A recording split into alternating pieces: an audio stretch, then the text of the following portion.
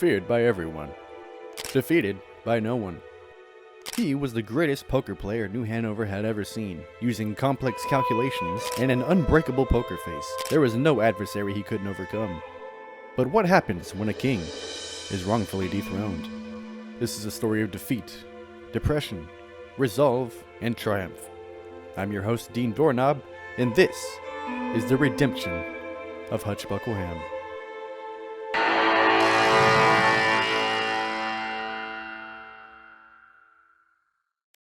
Hutch's story wasn't always the glitz and glamour of the poker life. Much of his childhood was that of poverty and hardship. Hutch was the youngest of 23 kids, so naturally he wasn't first priority in the family. He would regularly be the last one served at dinner. Sometimes he'd go days without even eating. Sometimes all the Buckleham family had to eat was just one basket of bread, all 25 of them. By the time the basket was passed to Hutch, all that would be left is, the little bun of bread that nobody likes. Sometimes, if he was lucky, he would get a little bit of peanut butter on the corner. Life wasn't easy for the young chap, and having 22 siblings didn't make it any easier.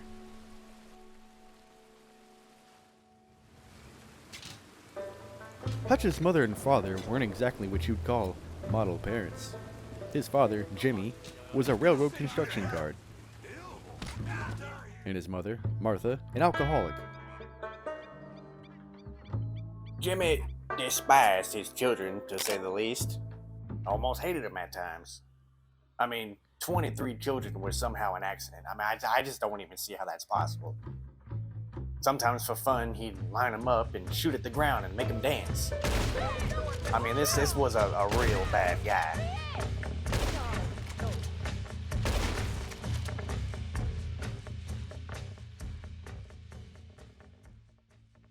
Hutch would regularly run away from his family for up to weeks, and spent most of his time as a street hoodlum in Saint Denis, committing adolescent crimes like pickpocketing and light arson. He ran with a gang known as the Pencil Bandits, though to our knowledge, none of them knew how to write. His actions when he rolled with the Pencil Bandits definitely reflected the abuse and neglect he felt at home. They were by no means violent or terroristic. They were just kids that wanted attention, wanted more out of life. And you can definitely tell that Hutch wanted more than what he already had.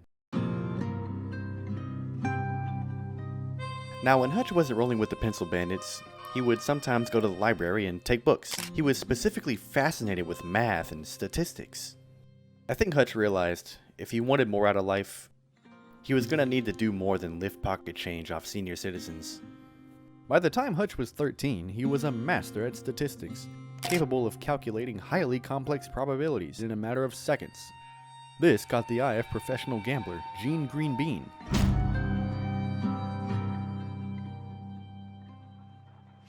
Say, you're pretty good at this math stuff, kid. Thanks, mister. Say, you're not a pedophile or anything, are you? No. Oh. Alright. Anyway, I got a proposition for you, kid. I play the poker, you do the math, we split the pot.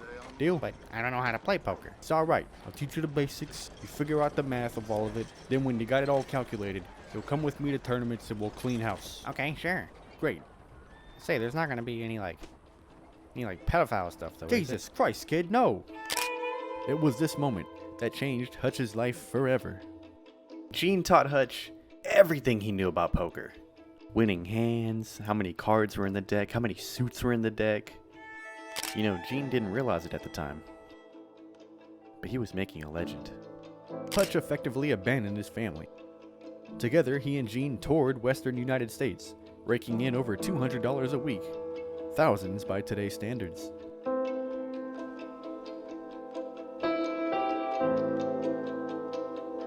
By the time Hutch was 18, he was the richest kid on the block. He went from eating a bread roll for dinner and sleeping in a tent to eating fine dining and owning his own house. Owning your own house at 18.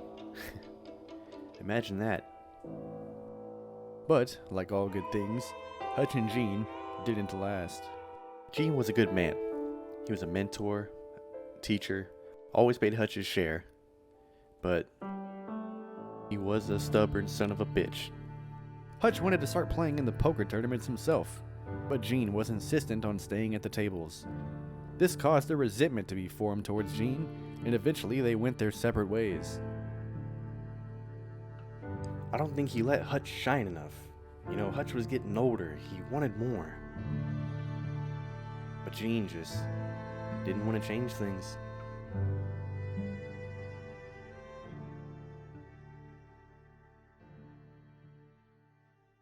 Now as for Hutch, he went pedal to the metal with gambling.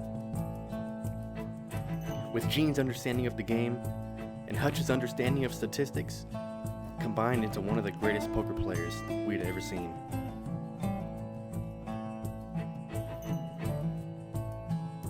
Hutch knew he was a shit. People feared him when they saw him sit down. Could call Hutch cocky, but there was one thing for certain. He was gonna beat your ass in poker. Hutch spent years perfecting his craft, going as far as to study opponents before his next match and comparing shuffling techniques on different decks of cards. By the time Hutch was 25, he had made over $30,000 in gambling, a millionaire by today's standards. Some would challenge and lose their life savings in the process. His ability to keep a poker face was uncanny. That subtle, menacing stare stayed the same, whether he had a pair of twos or a pair of aces. The world was in the palm of Hutch's hand. He seemed almost unbeatable. That was until one unlikely adversary would cross paths with him in the little western town of Tumbleweed. The incident at Tumbleweed in Saint Denis was hard on all of us. You know, none of us expected what was going to go down that day. It was here that Hutch would meet perhaps his greatest rival, a man by the name of Ernest Bone Saw, an up-and-coming poker professional hungry for dollars. Tumbleweed was run down, it was old, it stunk. Nobody really knew why Hutch was there that day. Maybe just passing by, grabbing a drink at the saloon. All we know is, he met his match there, where he least expected it. Ernest challenged and challenged and challenged Hutch, and Hutch just wouldn't budge. Until Ernest said the words, "You never call a man at that time." You talk big talk, Ernest, but I ain't got time to be accepting challenges from any greenhorn off the street. Here, tabs on me. Come and meet me at the table in Blackwater, and maybe we'll talk. We're the best poker player in the world. I didn't expect you to be such a sissy, boy. What did you just call me? Sissy. Boy.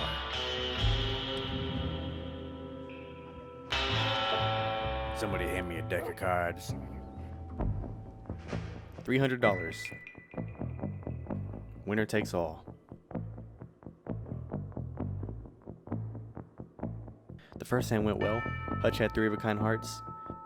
Ernest had 2 pairs, 2s and 7s. Hutch was up $350. The next hand, Ernest bet 100. Hutch called a bluff, raised 50. Or so we thought. Ernest had 4 of a kind aces.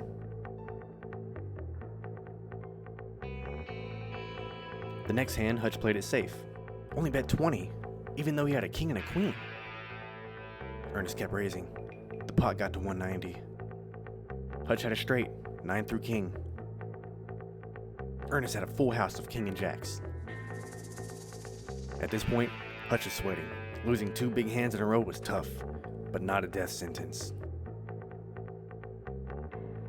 The next hand, he had a pair of 10s and put 80 down. Ernest went all in. And now, Hutch had no choice. Cards flipped. 10 spades, jack hearts, 10 of hearts, king of hearts. Hutch was relieved. He had a 4 of a kind 10s, almost an unbeatable hand. Ernest revealed his cards. A royal flush. My God. The odds of having this hand are almost incalculable. Hutch's heart sank. He'd busted. In just 4 hands.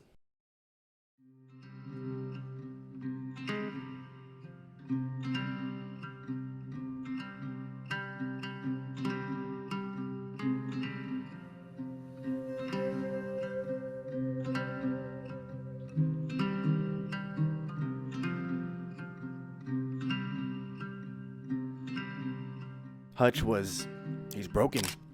How could he have lost so badly? Of course he's lost hands before, but never this bad. I mean, this guy disrespected his name, challenged him to an impromptu match, and swept him without breaking a sweat.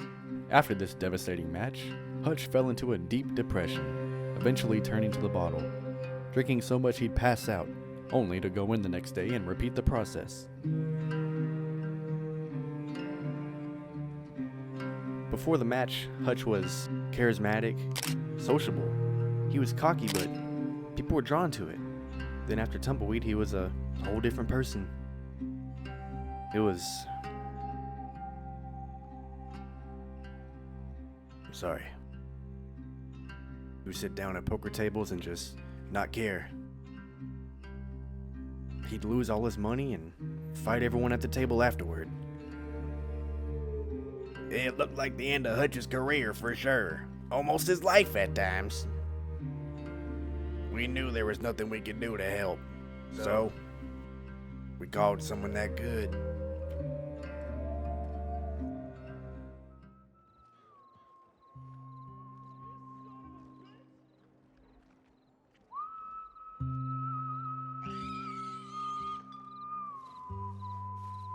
Hey, Hutch. I'm looking for tips on how to improve my poker face. Yeah, buddy. Real funny. Hey, why don't you go shove it up your... Wait.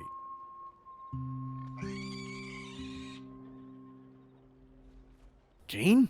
How you doing, kid? After all these years, brothers in arms, finally reunited. It was Gene. If there was anyone that was gonna snap Hutch out of it, it was gonna be Gene. Gene talked Hutch away from the drinking, but the depression of losing still stood strong.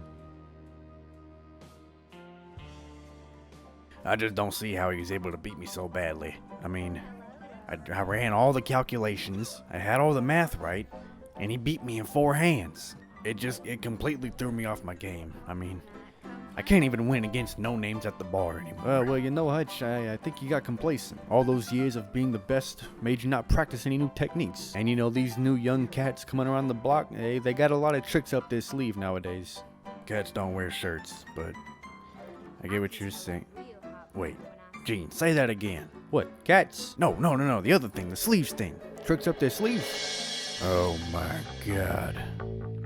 Hutch just made a crucial discovery, and for the second time in Hutch's life, one decision would change everything forever.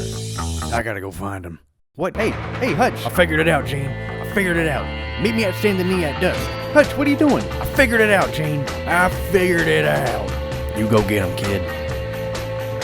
You go get him. Hutch headed straight for Tumbleweed. I mean, I don't know what Gene said to him, but it sure as hell seemed to work.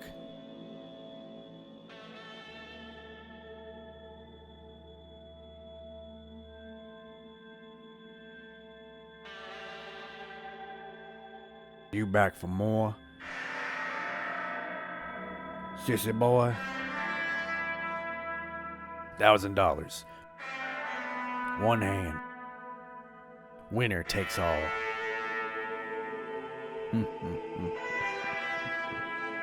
You're on, sissy boy.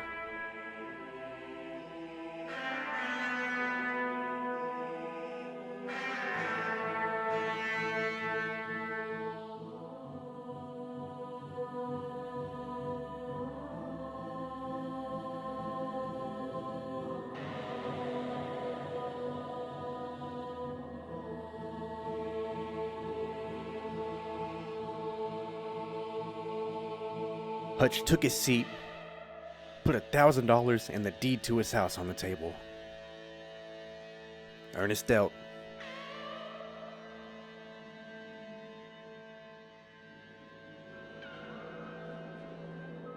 An ace and a king for Hutch. The cards flipped. An ace. 7. 4. King. 2.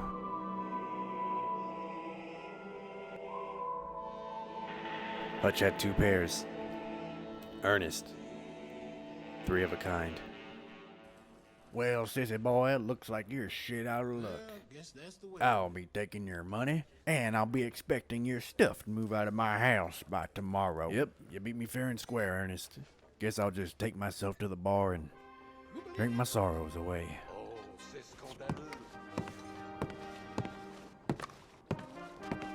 Oh, Ernest, one last thing. What is it? I've got one more trick up my sleeve.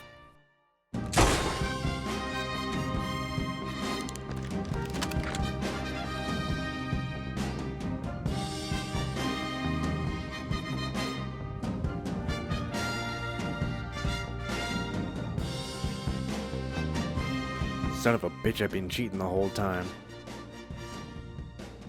Robbing people blind before they even realized it. Good riddance, I say. No one suspected he was cheating, really. Though in hindsight, it does make sense, as 99% of his hands were flushes or straights. But I mean, we're talking about people living in a town named after a tumbleweed, so not the brightest bunch of people you'd ever met.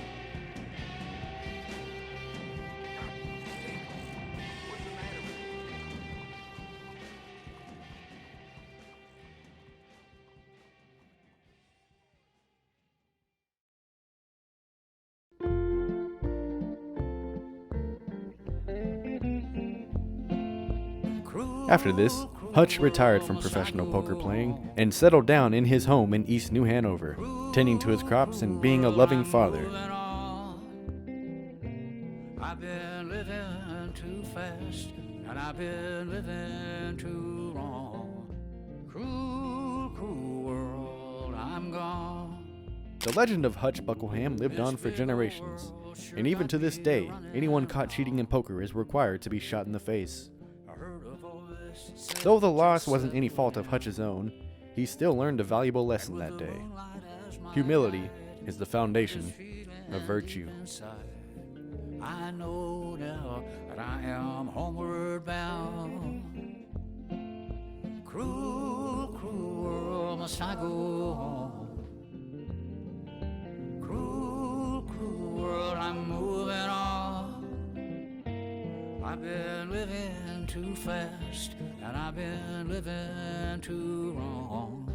Cruel, cruel world, I'm gone.